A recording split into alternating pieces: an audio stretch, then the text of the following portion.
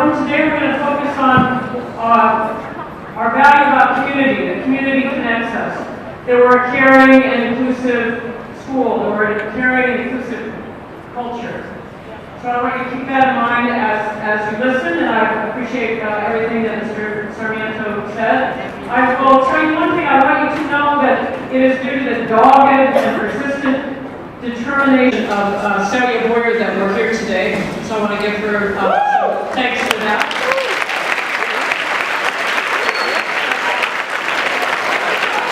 And it's my pleasure now to introduce, and I know you'll give him a big Beaverton High School welcome, Trailblazer broadcaster Mike Barrett.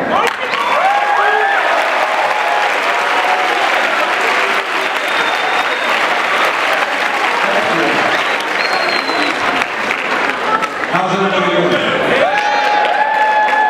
Did you see us pound Phoenix last night? We hope to pound the Clippers tomorrow night. One cool thing before I get to the reason we're here, we finished a playoff spot last night.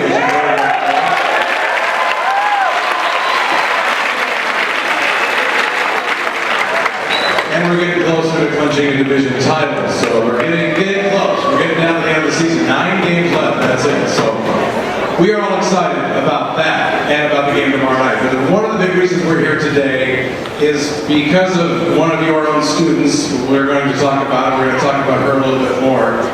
She connected with the Blazers, which is easy to do.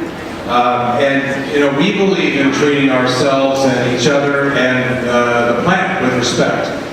And I love the fact that your principal came out and talked about that, because these are not little things. And I think the players, the group of players we have, and I've been in the Blazers 15 years, they've always been good. But this group of players, they understand their own influence. They understand they have a voice, and they use it for good, and they're not afraid to get out and address things that are important to them.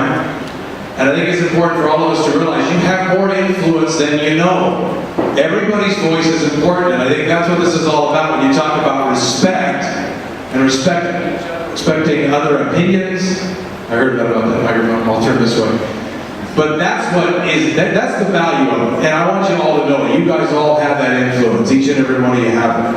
And I remember all the assemblies we had in high school. I'm not sure if we had one like this, and I love this. I love the fact that you guys talk about this, and it is one of your core values. Some unfortunate stats that could be happening at schools like this, even this one. 1 out of every 4 kids are bullied. 1 out of every 5 kids admits they're a bully. Which I guess the honesty is good, but it doesn't make it right. And each day, 160,000 students miss school for fear of being bullied. Think about that for a minute. We don't want to be a part of those stats. I know you guys don't either. And you might know that one of our own players started the Respect program to encourage youth and adults to be respectful of their peers in schools and their communities, and we're here at Beaverton High today because some great leaders that you have, or students and staff, are doing just that. So I brought a friend with me today to celebrate your school and to promote the Respect campaign to counteract bullying and to encourage all of you to do the same by exhibiting inclusive behavior. So please welcome two-time NBA All-Star Damian Lillard.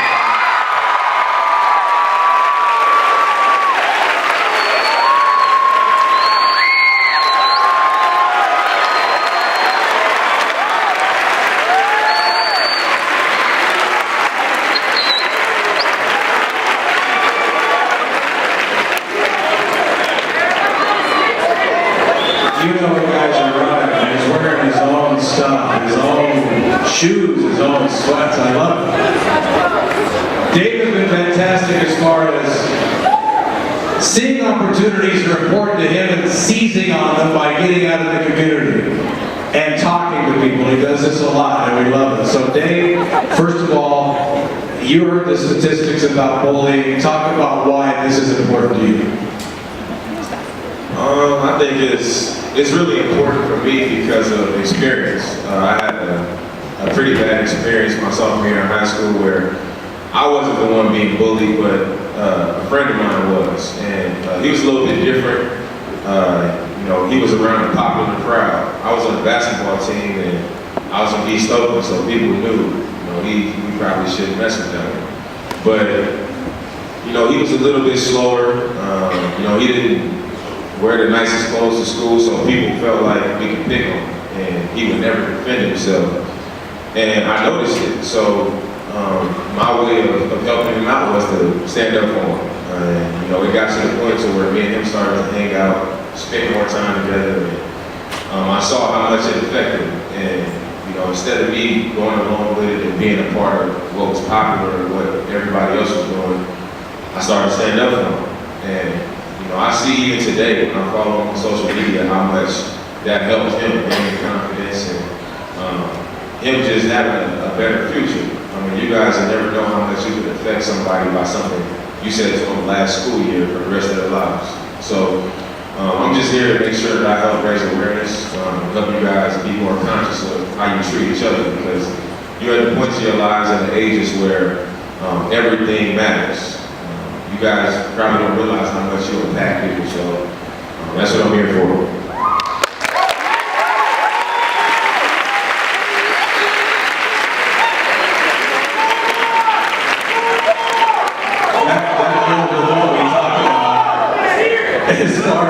As far as influence, we mentioned that at the very start, how much influence each of us have. Now that you've accomplished all of this in your career, how do you continue to show respect? I assume stuff like this, but how do you model respect in front of people, especially people who are impressionable?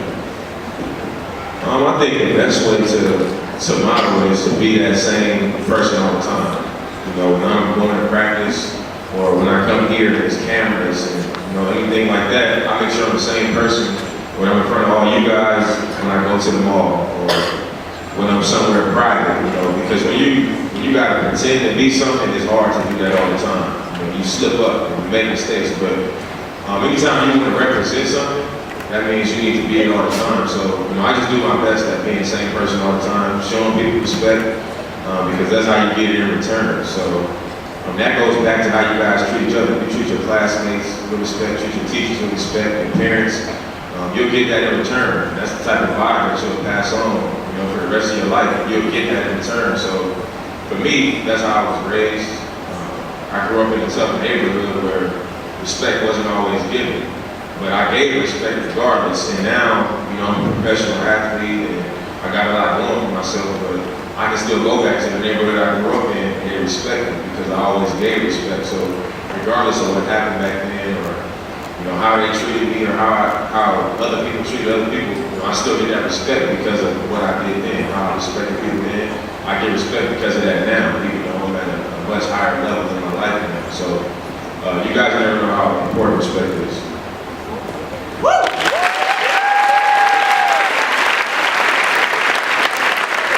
So this is the third year of respect, and you've been doing this a long time. So what are your hopes for the future of this program, and what can young people do to not only hear your word, but actually act it out in their own lives?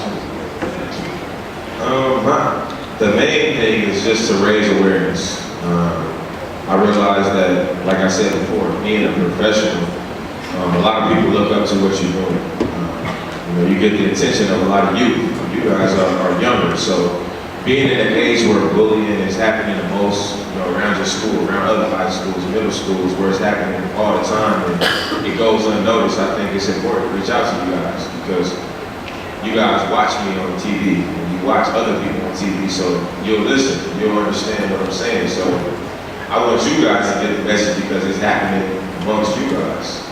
What better crowd to reach out to than the crowd where it's most popular. So I think the message just needs to be put out because it's easy to go unnoticed. Even around school, you might think everybody's just fine, but like you said earlier, I heard him say some kids don't even want to go to school, and that's not right for not being comfortable and being picked on if somebody doesn't want to go get their education. That's taking away from someone's life. So my job is to help raise awareness. And if I can reach out to each one of you guys, if you guys can reach out to somebody else, that's raising awareness even more, creating a bigger audience, making people more aware of it, because it's a bigger problem than we're willing to say it is. So I really just want all of us to keep spreading the word and raising awareness.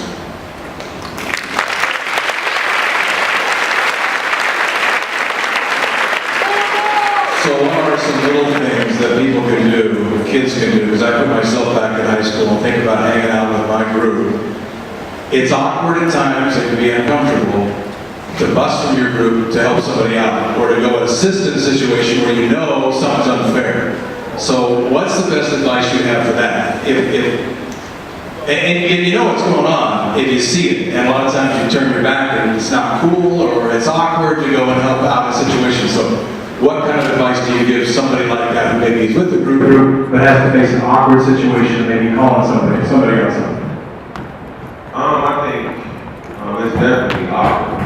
I can tell you that firsthand because I'm a national ambassador for Special Olympics because I really believe that special needs kids, they deserve the same opportunity to play sports just like the average person does. But I use that for example because somebody that I know was using the word retard. And it could have been easy for me to stand up in front of a crowd and say, spread the word to not use the R word. It could have been easy for me to just turn the other cheek and say whatever, nobody else is going to hear this. But I held them accountable. I told them, try not to use that word. You should try not to use it. That's disrespectful to some people. And it took a lot for me to say that. And not think about him saying, oh man, be quiet. It's just us. Or, there's nothing wrong with that. I said something to him. So I think it really comes down to if this person is really your friend, or if they take you serious and they respect you and they respect what you tell them. And it goes to, playing sports, it goes to who you're friends with, it goes to the family, everybody. If they can't respect you, holding them accountable for something that you believe in, then they don't respect you at all. And it's also important that you demand respect for people. But I think accountability is the biggest thing. You got to be willing to step out of your comfort zone and hold people around you accountable, because if not, you got to look at the circle that you're in. Very good. And to go along with what he's talking about, remember back in high school, and obviously I was in high school a while before Dane was in high school. It seems like that your life hasn't kicked off, and the stuff you do now is just a kid. It doesn't matter, I can do it now, it'll be erased. Decisions you make now will be with you for your life. Doesn't mean that if you make bad decisions you can't overcome them, but it's amazing how clear my memories are coming back into high school about good things and bad things. Things I wish I had done maybe a little bit better, and good things that I'm proud of. So don't think that you don't have a huge influence on not only your lives, but the lives around you. And your challenge on Damian for our most popular student this fall. She organized Damian's visit. She and classmates played a major role in managing your school Respect Week. And she helped with sharing her story at the wall to celebrate different stories and backgrounds. So Celia, tell us about why this assembly is important and how it came to be. So last year in the spring, as a leadership class, we decided that we wanted to do an anti-bullying week. We felt like it was more than just anti-bullying though. We felt like it was about respecting each other and about being a better person throughout your community. In the fall, we had our Respect Week, which is a series of events that were to bring awareness and to show that everybody has a story, and that everybody's story is special and everybody's story is different. And that when you're walking down the hallway and you see somebody, you don't always know their story and you don't know what they're going through. We felt like this tied along with Damian's campaign, Respect, Pass It On, because it kind of goes those long lines of respect yourself, respect others, and respect your community. And that's what we're about here with what we're trying to implement with Respect Week. I was lucky enough to meet Damian in the summer at a basketball camp, which then we got in contact about him coming here. And we've been in close contact with him and his team since then to make this happen, because we feel here that respect is more than just 1 week. It's about making a choice for your life to be a better person for everybody else around you.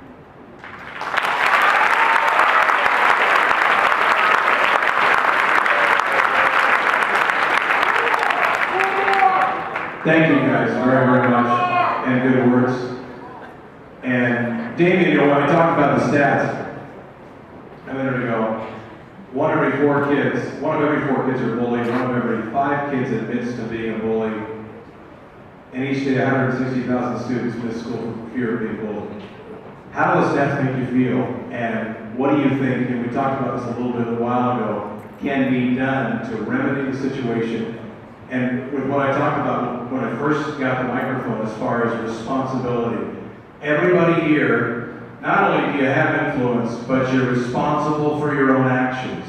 And like I said before, I don't think stats like this weren't given out when I was in high school. I think this was more of an issue than it is now. I mean, we're realizing it was more of an issue than maybe we were back then. So what can be done, and what would you say to people as far as having responsibility for stepping up and handling stuff like this? I think you got to take responsibility for what's happening around you. The numbers speak for itself. I think it also goes back to holding the people around you accountable. If you see something, it doesn't make you a snitch to speak up on what's wrong. What's wrong is wrong. And I'm a firm believer in that. I think if you're a part of a group that is bullying somebody, or if you notice somebody is being bullied, you'll get more respect by standing up for what's right and just turning the other cheek or just letting it happen.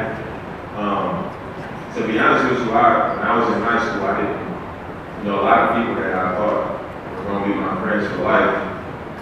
That I probably, if I did turn the other cheek, it probably would have been because it's my friend. I don't want to snitch on him. I don't want to be that person.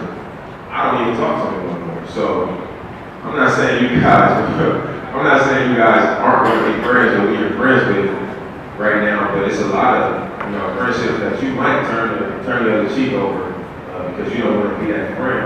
But in reality, instead of doing what's right, you standing up for what's wrong for somebody that might not be a part of your future as a friend. Your friendship, anything can happen with that, but standing up for what you know is right and what's better for the community around you, based on those statistics, is what you should be concerned with.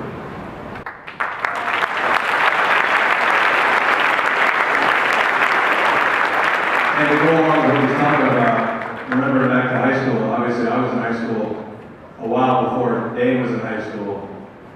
It seems like that your life hasn't kicked off and that stuff you do now is just a kid. It doesn't matter, I can do it now, it'll be erased. Decisions you make now will be with you for your life.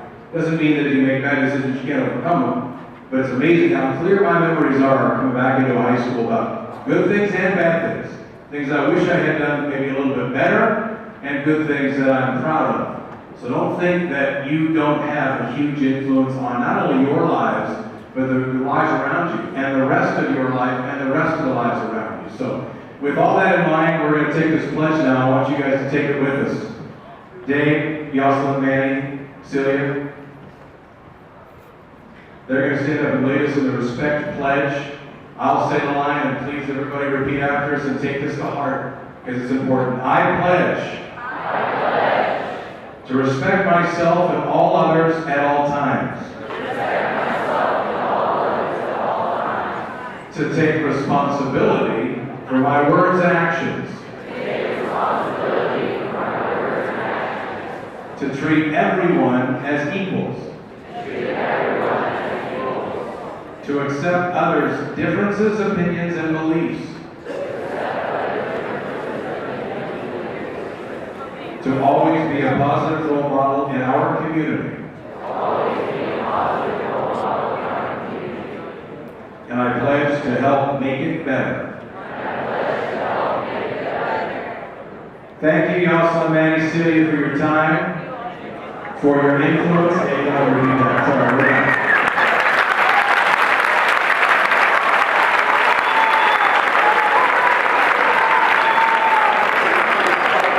can thank them, we don't have to do it in a pledge format, but thanks anyway. Thanks for taking the pledge, and I know you guys have copies of the pledge. You can go on to trailblazers.com/respect if you guys want to hear more, if you want to share stories once again.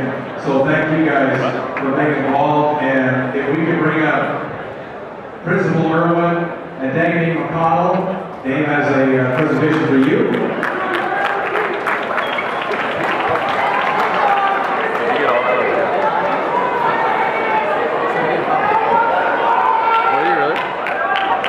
Dave has a signed basketball that he's giving your school and to them for promoting respect to the school community and continuing to encourage an inclusive community for all students.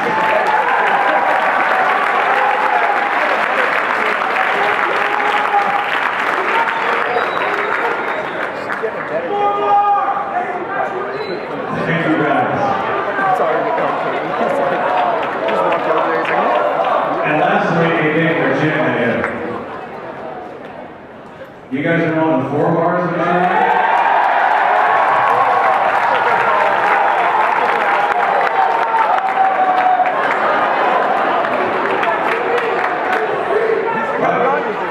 Alright, it's not Friday, it's 4 bar Friday. 2 bar Tuesday now, and 4 bar Friday.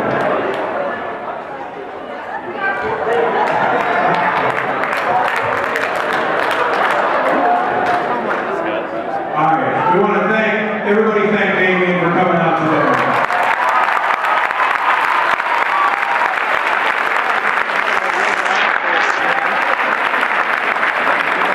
And we can still respect Chris Paul and the Clippers even if we beat them tomorrow night. So respect with the win tomorrow night. So thank you guys for having us.